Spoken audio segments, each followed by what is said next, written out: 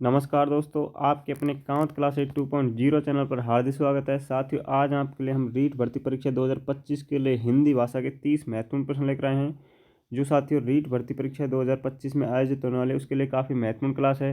साथियों, जो साथी पहली बार जुड़ा है तो उनको मैं बता दूं, माध्यमिक शिक्षा बोर्ड ने 2011 से लेकर 2022 तक अब तक जितने भी पेपर करवाए हैं उन सभी पेपरों का हम व्याख्यात्मक एनालिसिस करवा रहे हैं। साथियों, तो माध्यमिक शिक्षा बोर्ड द्वारा किस तरह के प्रश्न पूछे जाते हैं उन सभी पर हम डिस्कस करेंगे और किस तरह के प्रश्न आने की संभावना है उन पर चर्चा करेंगे। साथियों, जो पहला प्रश्न दिया गया है वो एक गद्यांश से संबंधित है। इसमें गद्यांश को पढ़ना है। साथियों, 31 से 34 तक जो प्रश्न है उनका आंसर हमको इस गद्यांश को पढ़कर देना है। तो साथियों, गद्यांश आपके सामने है, इसको हमको एनालिसिस करना है। उसके बाद में इन कुछ प्रश्नों के हमको जवाब देना। तो जो पहला प्रश्न माध्यमिक शिक्षा बोर्ड द्वारा पूछा गया था साथियों, वो पूछा है कि विद्वान का स्त्रीलिंग है महिषी, विदुषी, ज्ञानी, विभूषी। तो साथ ही जो विद्वान शब्द है इसका हमको स्त्रीलिंग बताना है, तो इसका जो करेक्ट आंसर होने वाला है वो है विदुषी। साथ ही विदुषी इसका क्या होगा, स्त्रीलिंग हुआ। एक बार रीट भर्ती परीक्षा में साथियों लिंग से संबंधित ही प्रश्न था, उसमें पूछा था कवि का विलोम क्या होगा। कवि का विलोम या फिर आपस में पूछा जाता है कवि का स्त्रीलिंग, एक ही चीज़ है साथियों दोनों। तो कवि का जो विलोम होगा या स्त्रीलिंग होगा तो क्या होगा साथियों, कवियत्री। क्या होगा साथियों, कवियत्री। और कवियत्री कैसे लिखते हैं साथियों, ये शुद्ध अशुद्ध में बहुत गलती करते हैं, तो इसको आपको नोट कर लेना है क्योंकि ये आपसे पूछा जा सकता है। एक बार साथियों पूछा गया था जो आदि है, आदि, इसका विलोम क्या होगा। आदि का विलोम क्या होगा साथियों, तो ये आपको पता होना चाहिए। आदि का विलोम क्या होता है, अंत।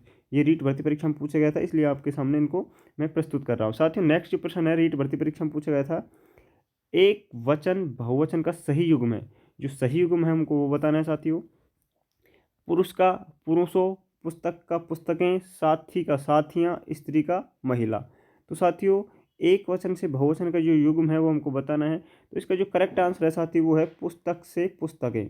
ठीक है, जो पुस्तक एक वचन है, यहाँ पर बहुवचन क्या हो जाएगा उसका, पुस्तकें। और साथ ही इसमें पुरुष का पुरुषों नहीं होगा, ठीक है, पुरुषो होना है, वो पर पुरुषो लिख रखा है इसमें, तो इसमें रकार नहीं दिख रहा है, इसलिए यह शुद्ध है। साथी का साथिया नहीं होता साथियों। स्त्रीलिंग जो स्त्री है का स्त्री होता है, महिला नहीं होता।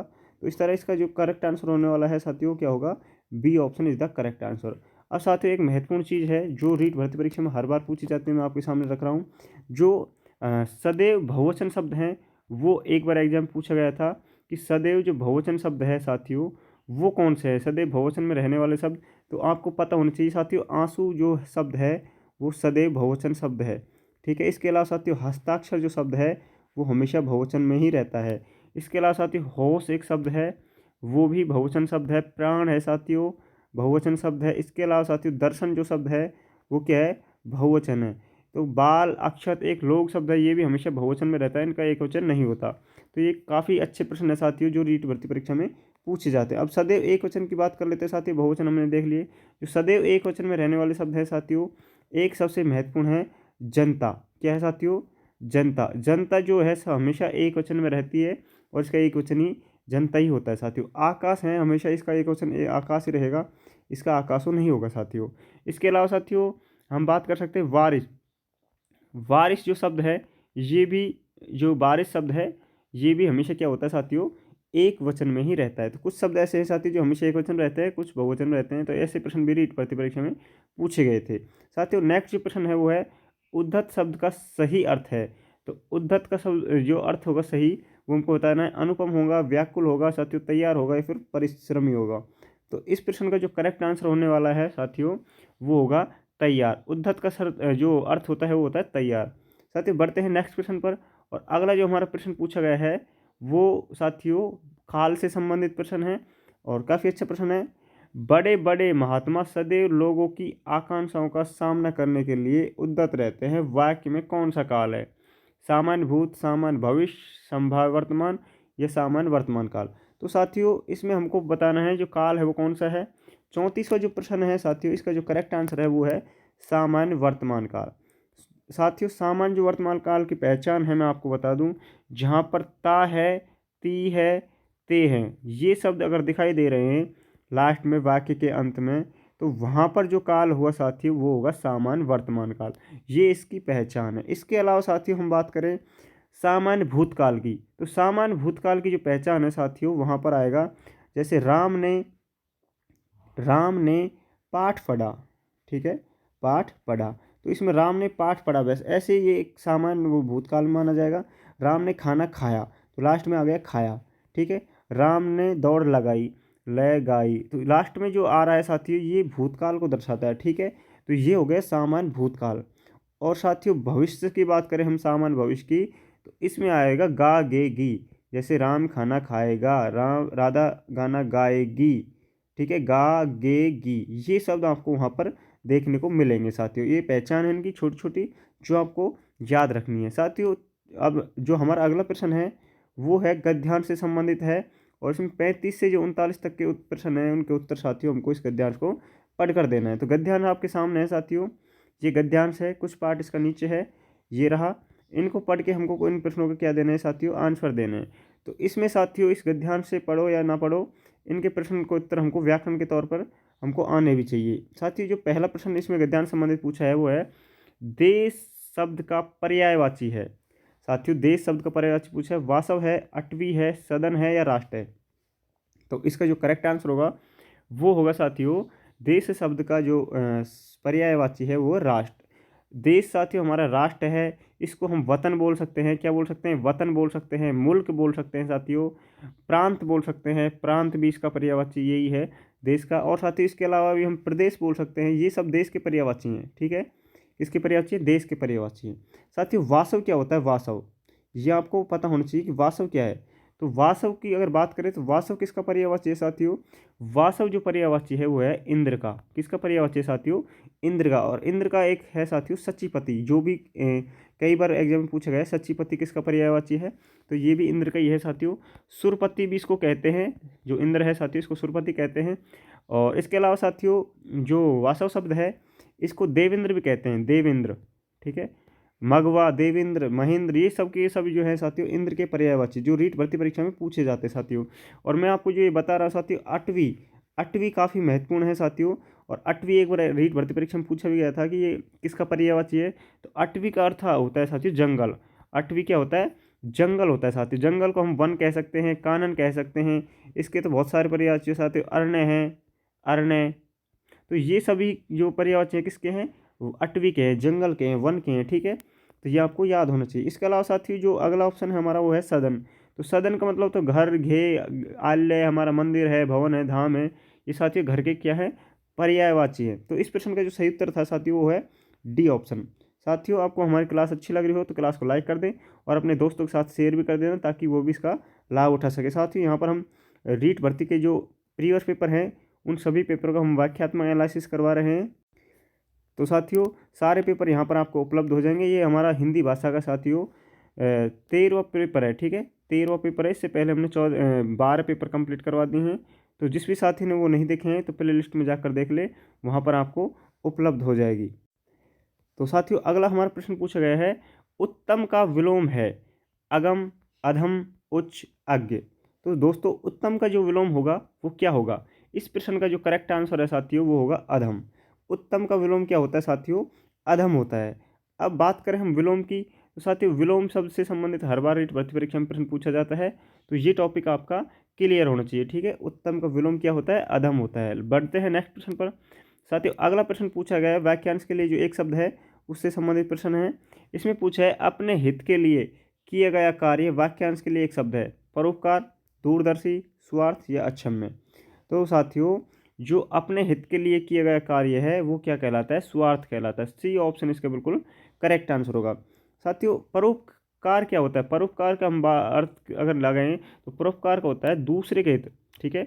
जो दूसरे के हित के लिए काम करता है, दूसरे के हित के लिए जो काम करता है साथियों वो क्या होता है साथियों, परोपकार होता है। दूसरे के हित के लिए जो काम कर रहे हैं वो होता है परोपकार। इसके अलावा साथियों दूरदर्शी क्या है, जो व्यक्ति है ना दूर की बात सोचता हो, ठीक है, क्या करता हो, दूर की बात सोचने वाला क्या होता है, दूर की बात सोचने वाला साथियों वो होता है दूरदर्शी, ठीक है, क्या होता है दूरदर्शी। अक्षम्य क्या होता है साथियों, अक्षम्य का भी हमको अर्थ पता होना चाहिए। अक्षम्य जो होता है साथियों वो होता है क्षमा न करने योग्य। क्या होता है साथियों, जो क्षमा न करने योग्य हो, जो क्षमा न करने योग्य हो। ऐसे प्रश्न रीट भर्ती परीक्षा में पूछे जा सकते हैं साथियों, और ये प्रश्न बार बार रिपीट होते हैं तो इसलिए हम उनका वाक्यात्मक रूप से एनालिसिस करवा रहे हैं। नेक्स्ट जो प्रश्न पूछा गया है साथियों वो है कि विद्वेष शब्द में उपसर्ग है, वी है या फिर बड़ा वाला वी है, फिर विद है या फिर वह।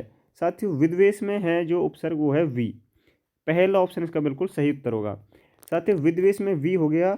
और एक बार पूछा गया था हिंदी के पेपर में ही, जो संस्कृत है साथियों उसमें उपसर्ग की संख्या कितनी है। तो संस्कृत भाषा में जो उपसर्ग है साथियों वो कितने हैं, 22 उपसर्ग है। और वो आपको याद होने चाहिए और उनका अर्थ भी पता होना चाहिए साथियों। कई बार एग्जाम में पूछे जाते हैं, भाषा फर्स्ट और भाषा सेकंड दोनों में, हिंदी हो या संस्कृत हो।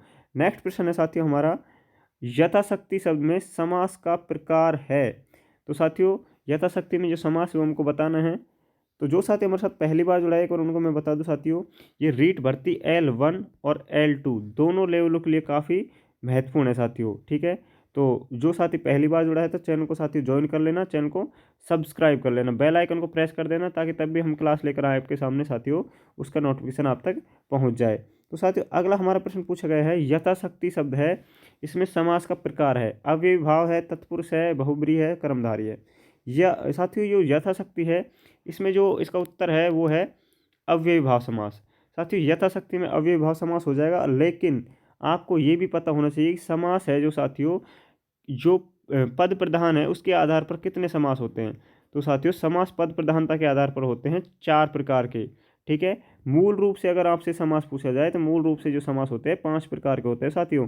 इसके अलावा सामान्य रूप से अगर समास पूछा जाए, सामान्य रूप से समास कितने प्रकार के होते हैं, तो सामान्य रूप से जो समास के प्रकार रहते हैं 6 प्रकार के होते हैं। अब किस तरह होते हैं हम सबको बताते हैं साथियों। पहला हमने बताया था कि मूल रूप से 4 प्रकार के होते हैं, और मूल रूप से 4 प्रकार के साथियों पहला है हमारा अव्ययी भाव, जिसमें प्रथम पद प्रधान होता है। ठीक है, अव्ययी भाव समास में प्रथम पद प्रधान होता है। दूसरा साथियों तत्पुरुष, तत्पुरुष जो सब हमारा वो है साथियों समास, इसमें दूसरा पद प्रधान होता है। क्या होता है, दूसरा पद प्रधान होता है। एक है साथियों हमारा बहुब्रीहि, बहुब्रीहि, बहुब्रीहि। तो बहुब्रीहि में जो साथियों समास होता है वो होता है अन्य अन्य जो अन्य पद प्रधान होता है साथियों वो हमारा होता है प्रथम पद प्रधान तो होता है अव्ययी भाव में, दूसरा पद होता है तत्पुरुष में, और बहुब्रीहि होता है साथियों वो होता है अन्य पुरुष में। लेकिन द्वंद्व जो है, द्वंद्व उसमें दोनों पद प्रधान होते हैं। तो ये पद प्रधानता के आधार पर 4 प्रकार हैं। ठीक है, और सामान्य रूप से साथियों ये 4 हमारे यहाँ पर आपको दिख रहे हैं, कर्मधारय, और इसके अलावा साथियों एक हमारा तिग्गु जो समास है, ये 2 समास और जुड़ जाते हैं तो 6 प्रकार के सामान्य रूप से हो जाते हैं। ठीक है, तो इस तरह ये समास साथियों हमारे 4 प्रकार के माने गए। 5वीं पर किस तरह किस आधार पर माने, जैसा प्रश्न हमको वैसा आंसर देना है। नेक्स्ट जो प्रश्न है साथियों वो है मुहावरे के प्रयोग से बने वाक्य का सही विकल्प है। तो जो सही है वो हमको बताना है साथियों। सुरेश की तो अकल मर गई, बंद कमरे में उसका दम फूलने लगा, दोनों भाई खेत में स्वामित्व के लिए लाल पीले हो रहे थे, चोरी करते पकड़े जाने पर उसकी नाक छुप गई। तो इस प्रश्न का जो सही उत्तर होगा साथियों वो है दोनों भाई खेत के स्वामित्व के लिए लाल पीले हो रहे थे। सी ऑप्शन इसका बिल्कुल करेक्ट आंसर होगा। ठीक है साथियों, तो ये आपको पता होना चाहिए। बढ़ते हैं नेक्स्ट प्रश्न पर साथियों। मुहावरे से संबंधित प्रश्न अक्सर एग्जाम में पूछे जाते हैं तो आपके गलत नहीं होने चाहिए। नेक्स्ट प्रश्न है हिंदी भाषा में वाक्य के मनुष्य अंग। साथियों मनुष्य अंग यहाँ पर गलत पूछा गया था, वाक्य के अंग ही पूछे जाने चाहिए थे। तो जो वाक्य के अंग है 2 हैं, 5 हैं, 4 है या 3 है। तो साथियों यहाँ जो सही उत्तर होने वाला था वो है 2। वाक्य के प्रकार है साथियों, सॉरी अंग है जो है 2। कौन कौन से 2 हैं, एक है साथियों उद्देश्य, क्या है साथियों उद्देश्य, और दूसरा जो है साथियों वो है विधेय। क्या है, विधेय। तो इसमें 2 अंग हो गए साथियों, उद्देश्य और विधेय। उद्देश्य होता है साथियों कर्ता, ठीक है, और विधेय जो कर्ता के लिए कही जा रही है बात वो कथन होता है साथियों विधेय। ठीक है, अब हम आपको बता रहे हैं कि वाक्य अगर पूछा जाए कि अर्थ के आधार पर वाक्य कितने प्रकार के होते हैं, तो साथियों अर्थ के आधार पर जो वाक्य होते हैं वो 8 प्रकार के होते हैं। और आपसे पूछा जाए रचना या संरचना के आधार पर जो वाक्य हैं साथियों कितने प्रकार के होते हैं, तो वो 3 प्रकार के वाक्य होते हैं। कौन कौन से, सरल, मिश्र और संयुक्त। तो ऐसे प्रश्न भी रीट भर्ती परीक्षा में पूछे गए थे। नेक्स्ट प्रश्न चलते हैं साथियों। अगला लोकोक्ति से संबंधित प्रश्न पूछा गया है, ये है खुद श्रीमान बैंगन खाए औरों को परहेज बताए, लोकोक्ति का सही अर्थ है। तो कहने से जिद्दी व्यक्ति काम नहीं करता, बैंगन खाने के नुकसान बताना, उपाय वही अच्छा जो कारगर हो, केवल दूसरों को सलाह देना लेकिन उसे व्यवहार में न लाना। साथियों इस प्रश्न का जो करेक्ट आंसर होने वाला है वो है साथियों केवल दूसरों को सलाह देना लेकिन उसे व्यवहार में न लाना। जो साथी दूसरों को सलाह देता है और खुद उसे स्वीकार नहीं करता है, व्यवहार में नहीं उतारता, उसे कहते हैं साथियों खुद श्रीमान बैंगन खाएं औरों को परहेज बताए। साथियों नेक्स्ट प्रश्न पर चलते हैं साथियों। अगला जो प्रश्न पूछा गया वह है परोपकार में किस संधि का प्रयोग हुआ है? वृद्धि संधि, गुण संधि, यण संधि, अयादि संधि।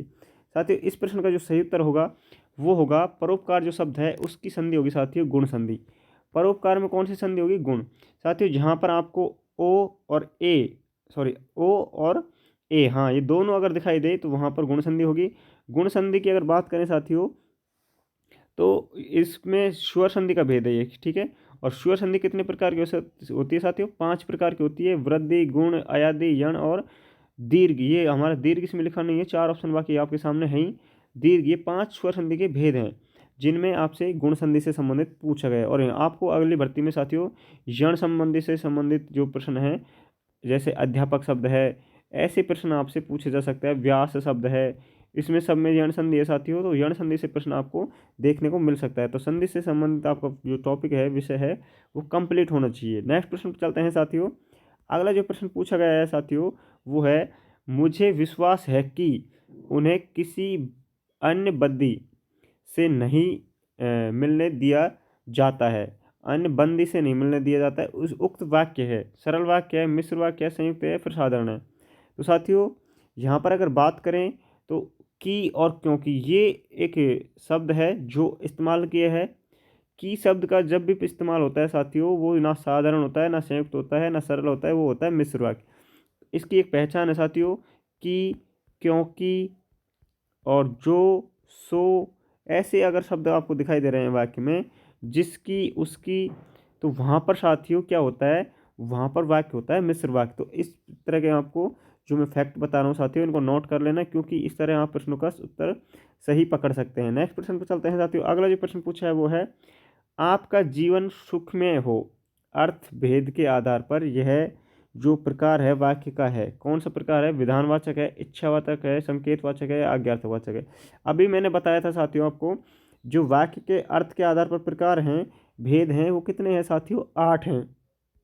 वो 8 जो प्रकार है साथियों उसमें से ये प्रश्न पूछा गया है आपका जीवन सुख में हो। तो ये हमारी क्या है साथियों? इच्छा है कि आपका जीवन क्या हो साथियों? सुख में हो। तो इच्छावाचक वाक्य हो गए यहाँ पर, ठीक है। विधानवाचक एक सामान्य वाक्य होता है। संकेत जिस पर किसी को संकेत करके, इशारा करके हमने किसी बात को कही हो, जैसे वह मेरी कार है, तो यहाँ पर संकेतार्थ जो वाक्य है वो है।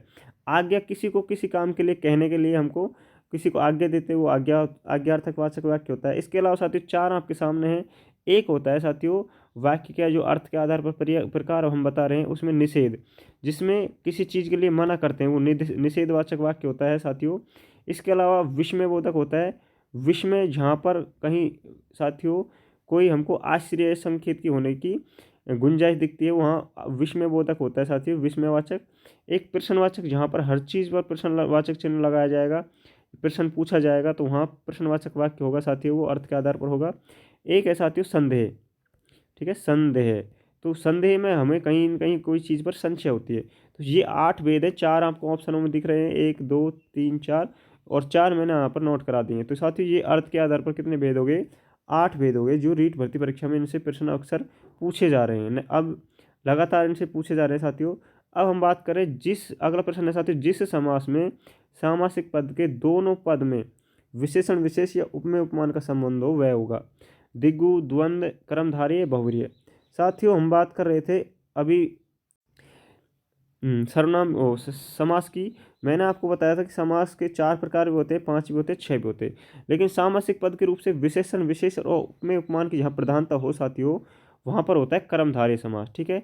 ये प्रश्न 2-3 बार एग्जाम में पूछा गया है, तो काफ़ी महत्वपूर्ण प्रश्न है साथियों, मोस्ट इंपॉर्टेंट प्रश्न है। आप इसको नोट कर सकते हैं जहाँ विशेषण विशेष और उपमेय उपमान की प्रधानता हो, संबंध हो। साथियों दिग्गु जो समास है वहाँ पर आपको संख्यात्मक रूप दिखेगा, ठीक है। जहाँ भी संख्यात्मक रूप से बोध हो वहाँ पर दिग्गु हो। लेकिन साथियों केवल संख्या देख कर हमको उसका अर्थ नहीं बताना, बाकी उसका भाव भी हमको पता होना चाहिए। द्वंद्व में साथियों एक दूसरे के विलोम या फिर विपरीत शब्द आपको दिखाई देंगे वहाँ पर, तो ये द्वंद्व के उदाहरण होते हैं। साथियों बढ़ते हैं नेक्स्ट प्रश्न पर। तो इसका जो सही उत्तर था कर्मधारय समास, ठीक है। अगला जो प्रश्न है वो है डॉक्टर चंद्रा अदम्य साहस की धनी थी। वाक्य में रेखांकित शब्द में विशेषण है परिमाणवाचक, व्यक्तिवाचक, संकेतवाचक, गुणवाचक। तो साहस जो शब्द है साथियों, ये इसको रेखांकित किया हुआ है और इसमें आपसे पूछा है कि इसमें जो विशेषण है वो कौन सा है। तो साथियों इस प्रश्न का जो करेक्ट आंसर होगा वो होगा गुणवाचक विशेषण। ठीक है, डी ऑप्शन इसका बिल्कुल करेक्ट आंसर होगा। साथियों आपको क्लास हमारी कैसी लग रही है कमेंट करके ज़रूर बताना, और अच्छी लग रही हो और जो साथी हमारे साथ पहली बार जुड़ा है तो चैनल को ज्वाइन करना ना भूलना, क्योंकि यहाँ पर सारे जितने भी प्रीवियस पेपर है इसी तरह व्याख्यात्मक रूप से हम एनालिसिस करवा रहे हैं, जो आपके लिए रीट भर्ती परीक्षा 2025 के लिए काफ़ी महत्वपूर्ण क्लासें होने वाली हैं। साथियों नेक्स्ट जो प्रश्न पूछा है वो है निम्न निम्नलिखित में से उदाहरण के लिए प्रयुक्त जो किया जाने वाला चिन्ह है वो बताना है। उदाहरण की पूछ रहा है साथियों यहाँ पर। तो उदाहरण की बात करें साथियों तो ये वाला चिन्ह है, ये वाला चिन्ह है, ये चिन्ह है या फिर ये चिन्ह। साथियों कौन सा चिन्ह है उदाहरण का? तो इस प्रश्न का जो सही उत्तर है साथियों, जो यहाँ पर उदाहरण का चिन्ह दे रखा है ये है साथियों। उदाहरण का मतलब दो यहाँ पर उदाहरण हो, यहाँ पर 66 में लिखा हुआ है साथियों इस तरह छोटे छोटे, तो ये उदाहरण का चिन्ह है। ठीक है, अवतरण का सिंगल होता है ये और उदाहरण का डबल होता है, लेकिन ये जो चिन्ह दिख रहा है आपको साथियों ये है साथियों अर्धविराम का। किसका है? अर्धविराम का। और साथियों ये जो चिन्ह दिख रहा है ये है योजक का। ये चिन्ह किसका है? योजक का। क्योंकि आपके साथियों यहाँ पर ये चिन्ह आने वाले हैं, चिन्ह से संबंधित प्रश्न हर बार एग्जाम पूछा जाता है। ये साथियों पूर्ण विराम, और दो बिंदी अगर ऐसे दिखे तो ये है साथियों अपूर्ण विराम। ठीक है, ये आपके सामने कुछ चिन्ह हमने बता दिए जो यहाँ पर दिए गए थे। साथियों एक ये वाला चिन्ह दिखाई देता है, इसको हम बोलते हैं लाघव, और लाघव का दूसरा नाम होता है संक्षेपण। इसके अलावा साथियों एक वी आकार का दिखाई देता है जो उल्टा वी होता है साथियों, जिसको बोलते हैं काक पद, और काक पद का दूसरा नाम है साथियों हंस पद। ये एग्जाम में बहुत बार पूछा जाता है साथियों, ये तो इसको नोट जरूर कर लेना। जो उल्टा वी आकार का आपको दिखाई दे रहा है, एक साथियों ऐसा चिन्ह और दिखाई देगा आपको, इसके बारे में पूछेगा ये चिन्ह किसका है। तो ये जो चिन्ह मैंने यहाँ पर नोट किया है ये साथियों इतिश्री का चिन्ह है। किसका है? इतिश्री का, जो रीट जैसी भर्ती परीक्षाओं में अक्सर ऐसे प्रश्न आपको देखने को मिल सकते हैं साथियों। नेक्स्ट प्रश्न पर चलते हैं साथियों। अगला परिभाषा से संबंधित प्रश्न है और इसमें पूछा है उस शिक्षा शास्त्री का नाम बताइए जिन्होंने कहा था कि स्कूल एक बाग है, अध्यापक एक माली है और बच्चे पौधे के समान है। वासवर्न की है, डेक्रोली की है, फ्रोवेल की है, फिर मोंटेसरी की है। तो साथियों इसका जो करेक्ट आंसर है वो है फ्रोवेल महोदय। और फ्रोवेल महोदय था साथियों जर्मनी का। कहाँ का था? जर्मनी का फ्रोवेल महोदय था, जिन्होंने किंडरगार्टन विधि दी थी। कौन सी विधि दी? किंडरगार्टन। साथियों ये प्रश्न कई कई बार एग्जाम पूछा गया है। यहाँ पर जो स्कूल है, विद्यालय है, उसको क्या माना है? बगीचा, बाग माना है। और अध्यापक को साथियों माली कहा है। किस क्या कहा है? माली। और जो पौधा होता है उसको बच्चा बताया। जो विद्यार्थी है, शिक्षार्थी है, उसको पौधे के समान माना गया था। तो ऐसे प्रश्न साथियों पूछे जाते हैं, आपको ये पता होना चाहिए। काफ़ी अच्छे प्रश्न है और महत्वपूर्ण भी है। नेक्स्ट प्रश्न चलते हैं साथियों। अगला प्रश्न है राष्ट्रपिता महात्मा गांधी द्वारा प्रवर्तित बेसिक शिक्षा एक प्रमुख सिद्धांत है। तो ये किससे संबंधित है? व्यक्तिगत भिन्नता पर बल देना, कक्षा के स्थान पर प्रयोगशाला में शिक्षा देना, मातृभाषा के माध्यम से शिक्षा प्रदान करना, खेल के माध्यम से शिक्षा देना। तो राष्ट्रीय पिता महात्मा गांधी है साथियों। तो इसकी जो बेसिक शिक्षा है वो है साथियों मातृभाषा से संबंधित है। ठीक है, मातृभाषा के रूप में हम किसी को शिक्षा देते हैं, वो बेसिक शिक्षा मानी जाती है। तो ऐसे प्रश्न आपको वहाँ पर देखने को मिलेंगे साथियों। काफ़ी अच्छे प्रश्न हैं। हमारी क्लास आपको अच्छी लगे तो क्लास को लाइक ज़रूर कर देना साथियों, और अपने दोस्तों के साथ शेयर भी जरूर कर देना। नेक्स्ट प्रश्न है निम्नलिखित में से कौन सी बोलने की अयोग्यता है? तो शुद्ध वर्तनी, सुलेख, श्रुतलेख या फिर आशुभाषण। तो साथियों इसका जो करेक्ट आंसर होने वाला है, जो 51 प्रश्न है, इसका करेक्ट आंसर है आशुभाषण। ठीक है, ये क्या है साथियों? बोलने की अयोग्यता है आशुभाषण। बढ़ते हैं नेक्स्ट प्रश्न पर। साथियों अगला प्रश्न पूछा गया है जो रेडियो है अधिगम सामग्री है, दृश्य है, श्रव्य है या श्रव्य दृश्य है, ये सभी हैं। तो साथियों रेडियो जो है साथियों वो कैसी सामग्री है? ये साथियों श्रव्य सामग्री है, जिससे हम केवल सुन सकते हैं। तो रेडियो श्रव्य सामग्री है। इसके अलावा साथियों लिंग व फोन भी क्या है? लिंग व फोन भी एग्जाम में पूछा जाता है, तो ये भी एक श्रव्य सामग्री है। इसके अलावा साथियों टैप रिकॉर्डर, कौन सा रिकॉर्डर?